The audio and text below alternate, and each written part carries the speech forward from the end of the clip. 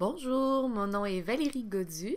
Je suis enseignante en secrétariat et comptabilité pour le CFP de Neuchâtel. J'enseigne l'anglais et le français. Et aujourd'hui, dans cette capsule, je voulais vous présenter les temps du passé en anglais. En fait, 4 temps du passé en anglais. Donc, je vais vous parler du simple past, du present perfect, du past progressive et du past perfect. Les temps du passé en anglais, pour un francophone, c'est pas nécessairement quelque chose qui est aisé.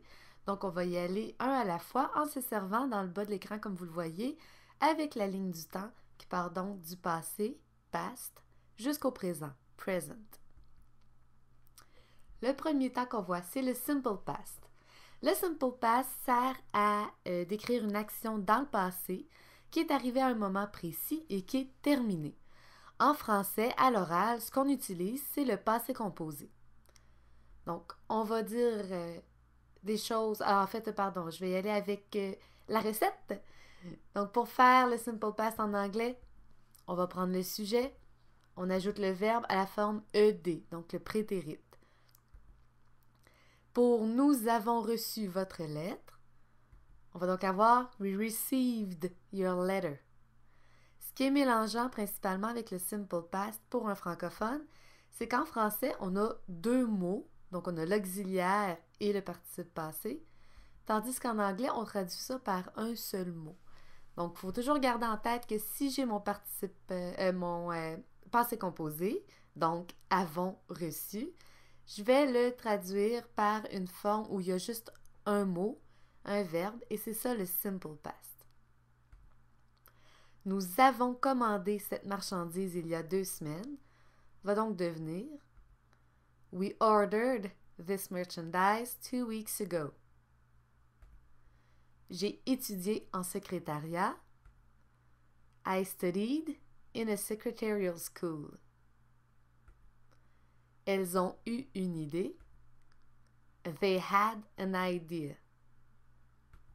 On se regarde d'autres exemples, donc toujours en suivant notre recette sujet plus verbe à la forme ED. Dans le cas des verbes irréguliers, ce ne sera pas avec un ED à la fin, mais on prend le prétérit du verbe. Nous avons été surpris d'apprendre. Avons été va devenir were. We were surprised to hear.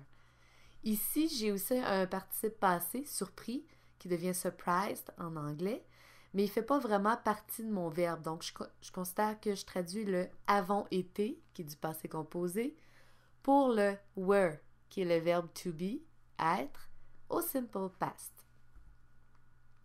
J'ai participé à la réunion des ventes la semaine dernière. Devient I attended the sales meeting last week. Il a vu plusieurs produits intéressants. He saw many interesting products. Le directeur a tenu à remercier blablabla. The manager thanked blablabla. Donc, toujours mon verbe au passé composé en français. A tenu, a vu et participé, avons été, qui devient un seul mot en anglais, le simple present. Were, attended, saw, thanked. Si je veux mettre mon simple past à la forme négative, à ce moment-là, je n'aurai pas tout à fait la même recette. Donc, ce que je vais faire, c'est que je vais mettre mon sujet plus did not plus mon verbe, cette fois-ci, à la forme de base. Alors, did not, qui est écrit en vert à l'écran, ça se trouve être le passé de do not, ou qu'on peut faire la contraction don't. Donc, don't, au passé, c'est did not, didn't. Quand j'utilise did not, j'ai déjà mis mon passé dans mon verbe dans le did. J'ai donc pas besoin de mettre le passé dans le verbe de base. J'écrirai donc pas le verbe au prétérit. Je vais simplement prendre le verbe tel qu'il est à l'infinitif. Je vous donne des exemples. Donc, ça donne « Je n'ai pas participé à la réunion des ventes la semaine dernière ». Donc, mon verbe est participer, c'est bien le passé composé. J'ai un ne pas. Je vais traduire ça par I, mon sujet, did not, attend, mon verbe de base. Donc, vous voyez que je n'ai pas écrit attended. Je n'ai pas ajouté le ED à la fin parce que j'utilise vraiment la forme de base étant donné que j'ai déjà did comme auxiliaire. I did not attend the sales meeting last week. À l'oral, on dirait I didn't attend the sales meeting last week. Nous n'avons pas reçu votre lettre lundi dernier. We did not receive your letter last Monday. Notre commis n'a pas commandé le bon produit. Our clerk did not order the right product. Donc, le simple past en anglais, ce qu'il faut retenir, c'est que ça remplace notre passé composé en français. Nous avons reçu, nous avons commandé, j'ai étudié, elles ont eu, nous avons été, j'ai participé. Donc, quand j'ai deux mots comme ça se met au simple past, un seul mot. En général, c'est le verbe qui a la terminaison ed. Ça peut être facile pour un francophone de le mélanger avec le present perfect. Et le present perfect, c'est un temps de verbe qu'on va réserver à certaines situations seulement. Donc, si je le compare au simple past, le present perfect, c'est un temps que je vais utiliser lorsque la période de temps concernée n'est pas terminée. Alors, je suis encore dans le passé, mais c'est un peu plus récent. On va trouver d'ailleurs un des mots-clés dans ma phrase si je veux l'utiliser. Les mots-clés les plus communs qu'on voit pour le present perfect, c'est always, never, just, yet, for, since, already. La recette. Je vais prendre mon sujet, auquel j'ajoute l'auxiliaire avoir au présent, c'est-à-dire have ou has. Has va être réservé à la troisième personne du singulier. À tout ça, j'ajoute mon verbe à la forme au passé, donc le participe passé du verbe, c'est-à-dire en général une terminaison en ed pour les verbes réguliers ou le participe passé pour les verbes irréguliers. Nous avons tout juste reçu votre lettre. Alors j'ai le petit mot tout juste qui vient m'indiquer que je vais utiliser mon present perfect. We have just received your letter. Nous n'avons pas encore envoyé votre commande. We have not sent your order yet. J'ai le mot-clé yet. J'étudie en secrétariat depuis l'an dernier. Dès que j'ai depuis, en français, je vais le traduire par le present perfect. Ça donne I have studied in a secretarial school since last year. Donc, quand j'ai un moment dans le temps, j'ai la date de début de mon verbe. Donc, j'étudie depuis quand? L'année passée. C'est un moment précis, ça a commencé l'année dernière. J'utilise since. Mais, si j'ai plutôt une durée de temps, donc j'étudie en secrétariat depuis 8 mois. Donc, ça a commencé l'an dernier, mais ça fait 8 mois. À ce moment-là, je vais utiliser for. I have studied, même temps de verbe, in a secretarial school for 8 months. Mes mots-clés ici seront donc since et for. Donc, toujours mon sujet avec have ou has et mon verbe en ed. Nous avons toujours eu de bonnes relations. We have always had good business relations. Donc, mon mot-clé always. Je n'ai jamais visité Paris. I have never seen Paris. Donc, dans ce cas-ci, on a l'idée d'un présent. C'est un passé pas très loin parce que ça se pourrait dans le futur, dans ma vie, que je visite Paris. C'est ce qu'on veut dire quand on veut dire que c'est dans un temps qui n'est pas terminé. Une période de temps qui est encore à poursuivre. Nous avons reçu la commande C10 aujourd'hui. We have received order C10 today. Donc, aujourd'hui, today, c'est une période de temps qui n'est pas encore terminée. Il peut arriver autre chose pendant la journée aujourd'hui. Donc, c'est un exemple où je peux utiliser le present perfect. Elle a entendu dire que. She has heard that. Ici, je n'ai pas de contexte, mais on garde l'idée que le present perfect peut servir à exprimer un verbe, une action qui se passe maintenant ou dans un passé pas tant loin. Donc, elle a entendu dire ça, ça hante encore ses pensées, ça va influencer ses actions. On reste dans un présent quand même. Donc, present perfect, ça va remplacer soit du présent, soit du passé composé. Ça dépend de la phrase et ça dépend des petits mots.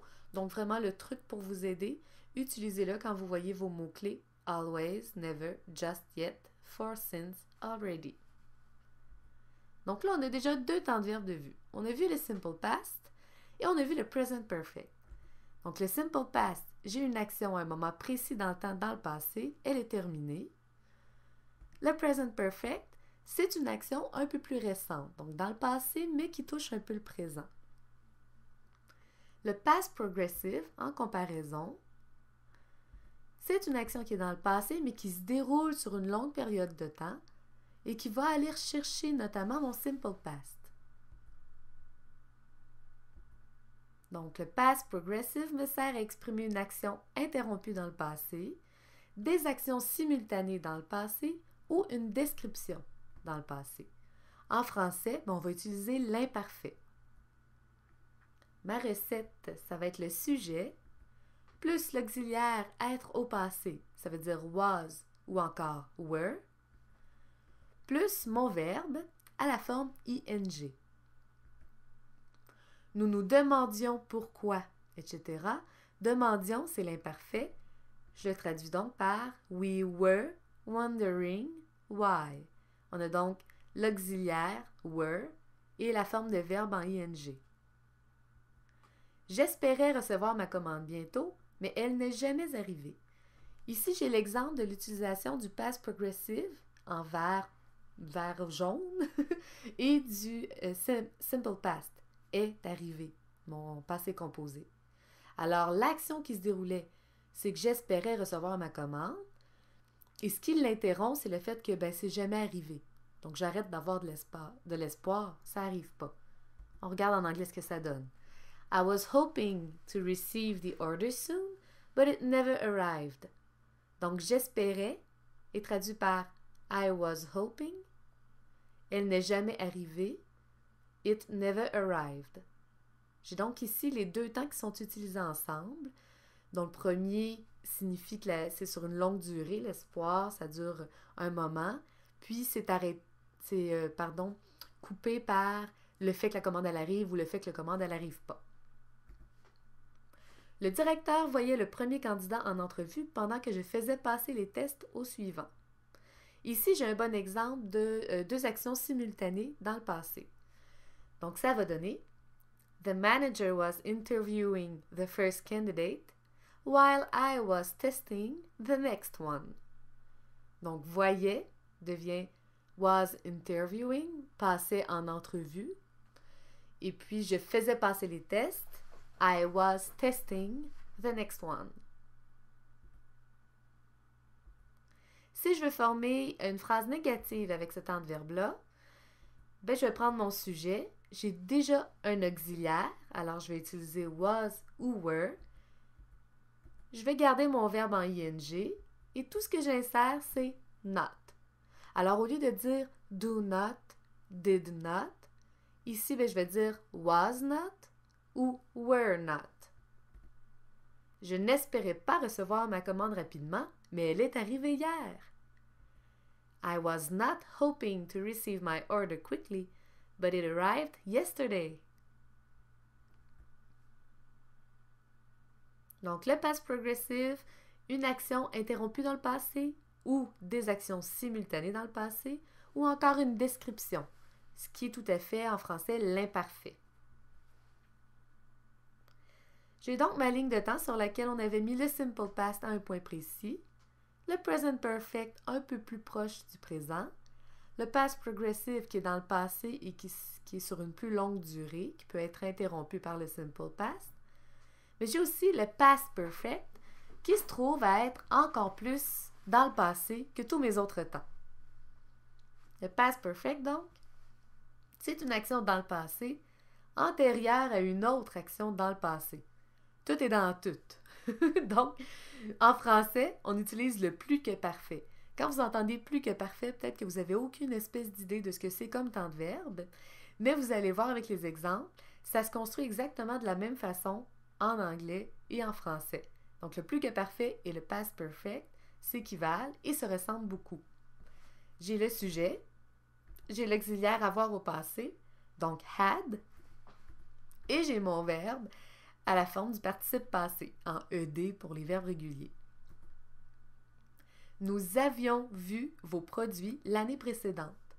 Avions vu, c'est ça du plus que parfait. Donc, l'auxiliaire avoir au passé, avions, avec mon participe passé, vu. Donc, quand je le traduis en anglais, je peux le traduire entre guillemets mot pour mot. We had seen, donc avions vu, had seen, your products, j'ai mis un T de trop dans ce mot-là, the year before. Vous aviez déjà mangé quand ils sont entrés. Ici, ça donne l'exemple d'une action antérieure à une autre action. Alors, ma première action dans le passé, c'est « ils sont entrés ». Qu'est-ce qui avait déjà été fait avant ça? Bien, vous aviez mangé. Donc, l'action est antérieure à mon action en bleu. Si je la traduis, ça donne « You had already eaten, aviez mangé, when they came in ». Quand ils sont entrés, when they came. Un seul mot pour traduire mon passé composé en français. J'avais commencé un cours en coiffure avant de changer pour secrétariat. I had started a course in hairdressing before switching to secretarial studies. J'avais commencé. I had started it. Donc le past perfect, on va l'utiliser un petit peu moins souvent que les autres temps de verbe. Mais pour nous, les francophones, il va être quand même plus facile à utiliser puisqu'il se traduit mot pour mot par rapport à notre temps de verbe qui est le plus que parfait en français. Donc, j'ai ma ligne du temps, j'ai tous mes verbes qui sont placés dessus. Le simple past, le present perfect, past progressive, past perfect. Pour en apprendre plus sur ces temps de verbes-là, pour plus d'explications ou pour faire des exercices, je vous invite à aller visiter le site Alloprof, qui est super bien fait et qui a une section entière consacrée aux verbes en anglais, dans laquelle vous allez avoir la théorie sur laquelle je me suis basée pour faire cette capsule-là et aussi des exercices pour vous pratiquer. Merci beaucoup!